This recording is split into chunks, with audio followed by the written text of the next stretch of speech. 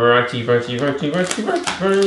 It's baking with Jim time! Today I'm going to attempt to make salted caramel and dark chocolate tart. Now, I'm going to give this one a difficulty rating of 9.6 because I'm expected to make my own caramel.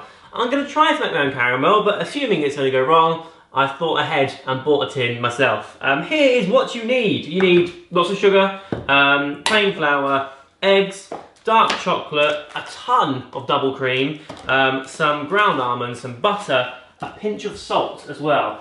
You're supposed to use a bit of vanilla extract as well, but I thought I had it and I don't. So we're going vanilla-less. The first thing to do is to make the pastry or the crust, and for that, to start with, we need 250 grams of plain flour. Oh, 236. Ah, no, I've gone well over. Okay, that's too much. Oh no, I've made a mess already, haven't I? This is not going to go well. 249, great, okay. 30 grams of the ground almonds. Now, we have kitchen scissors.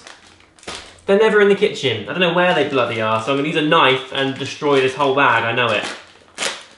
Yep, good. 30, 32, that's fine, I like almonds. 150 grams of cold butter cut into cubes. Quite a specific way to cut your butter, but okay. My knife's stuck, there we go. Right, so that's the 150 grams. I have to say, handling butter when it's cold is much better. I hate it when it's warm. It gets all, like, gloopy. Ugh. Look, it's like, I can't get the butter off the knife. What's going on? Get off. Who would have thought that cutting butter into cubes was so difficult? Look what's happening.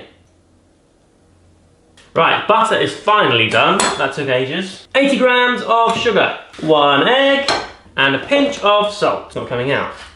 Are you coming out? No, I don't think that's coming out. Luckily, I have spare salt.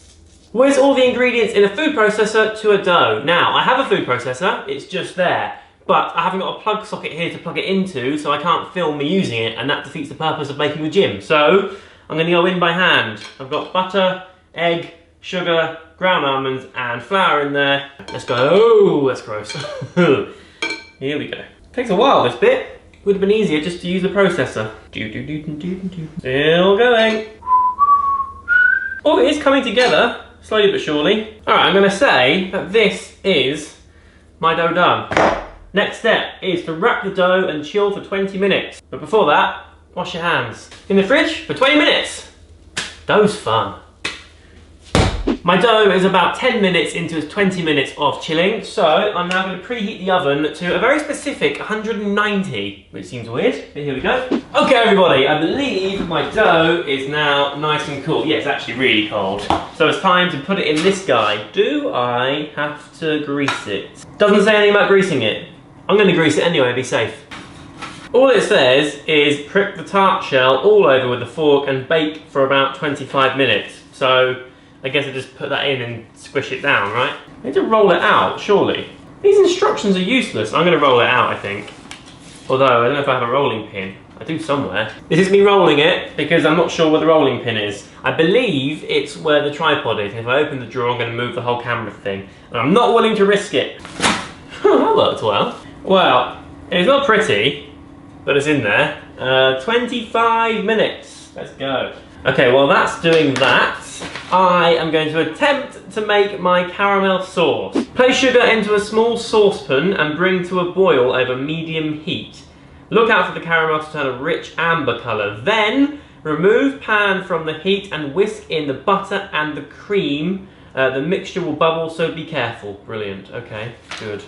Let's get my measurements so I've got everything prepared. I need 70 grams of sugar first. I need 70 millilitres of double cream, which is half of this, so I'll do that by eye. And I need a pinch of salt and 1 teaspoon of butter. I've got butter here, a teaspoon. I don't know where my spoon measurements have gone, so I've got an actual teaspoon, which I know isn't right, but whatever. It's gonna go wrong anyway. Alright, I need a whisk. Let's get a whisk handy. Let's make the hell out of some caramel. I mean, for my first time making caramel, the instructions aren't that thorough, are they? Oh, okay. Something's happening. Slowly, but it's happening. I'm seeing little areas where the sugar's less dense. It is starting to melt. And it feels, okay, it's feeling thicker. Here we go. Something's happening. Let's crank this heat down, this is quite hot. Okay, it's starting to melt, everyone. I don't know if I'm supposed to be stirring it, maybe I'm not. I don't think I am, you know, because when I stir it, it clumps together. Okay, regret stirring. Ooh, it's really melting. Do you know what, I need to open my cream so I'm ready, I think. I'm so tense, it is happening. It happened quite suddenly and then stopped, but it is happening. I think, it says bring to the boil, but like, you're not supposed to let it bubble, are you? I reckon this might be done, you know. Do you know what? I think that's good. I'm going to take it off the heat, I'm going to add my cream and my butter and start whisking. I'm going to do cream first. Oh god, I'm panicking everyone, I'm trying to do it all right and I'm worried. I'm getting rid of this spoon. I'm putting it here. Ah, it's bubbling! Ah, it's hot. Ow, it's really hot. It's melting me. And it hasn't worked at all. That is my caramel. Hasn't worked, has it? I'm going to another crack at it. I'm not going to let some caramel beat me. Fuck you, caramel. I've got this. Alright, 70 grams of sugar, round 2. This time round, what I'm going to do is when I pour in my cream, I'm going to bear it, although it spits at me and it's really hot, I'm going to bear it, I'm going to whisk with one hand, pour with the other. It's going to be beautiful. And actually I'm going to get a teaspoon of butter prepared, so I can dump that in too. In fact, I might even put it in with my cream.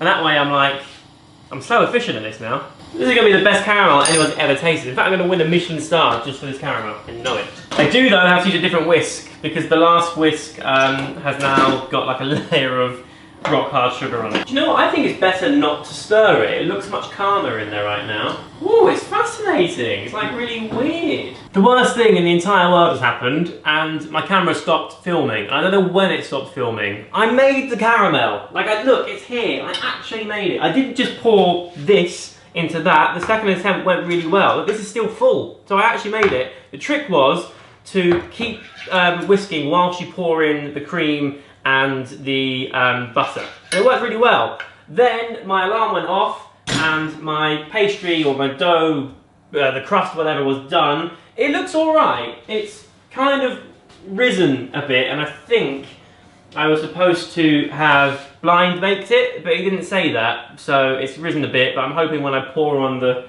caramel it'll sink it. Now I am going to make the ganache. Now to do that I need to chop the chocolate, which I've done here, and bring double cream to a boil in a small saucepan. Then get that saucepan of cream, pour it over here and let it melt for a while and then mix it all together. That is 350 grams of dark chocolate and 500 milliliters of double cream. Alright. Now you're up to date. I'm really annoyed that my camera stopped working, especially at such a pivotal moment of making caramel. Oh, that's boiling. Basically, the whole time I was sorting out my camera, this hob was on and I forgot. So now my cream's boiling much quicker than I thought. While that's doing its thing, I'm going to try to get my crust out of the tin. Let's see how that's going to go. Oh, God, not very well, so I can't even hold it. Ah, it's very hot. There we go, that was easy. Don't touch me, you're hot. I think I might pour my caramel on now. Why not? Homemade caramel going on. It does take a little bit of spreading this because my base is a bit like the Earth's crust in that there's mountain ranges and like valleys and stuff, and obviously the caramel wants to go to the lowest points, so I'm having to spread it out a bit to make up for my awful pastry base. Alright. My cream is now boiling, which seems weird. I didn't think you're supposed to boil this sort of stuff, but they asked me to, so it's boiling. And now I pour it over my chocolate, which is here. Now just leave that for a while, apparently, until it melts. And then I mix it together afterwards. This is still really hot. I think I'm going to put it in the fridge for a while, otherwise my caramel's never going to... Ooh, it's really hot. Otherwise my caramel's never going to set, and I want it to set. Whoa, it's sliding all over the place. Right. Stay there, behave, set. Thank you. Now surely my chocolate would have melted underneath all this cream. Let's mix. Ooh, that's pleasant. I mean, I'm no tiny bear, and I got my timings wrong, and I didn't blind bake my base, but I've made ganache, which went really well, was going really well, and I made caramel. So this has been a success for me so far. That looks incredible, right?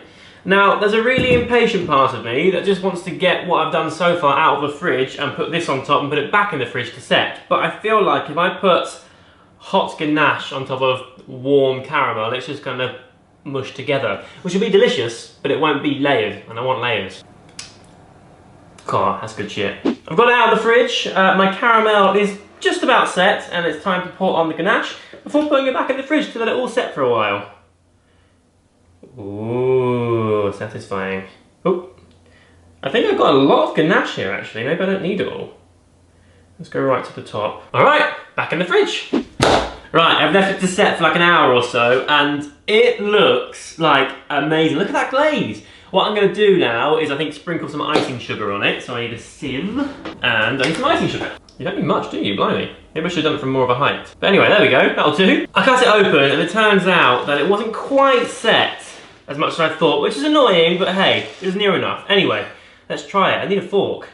Haven't got one, I can use my hands. All right, here we go.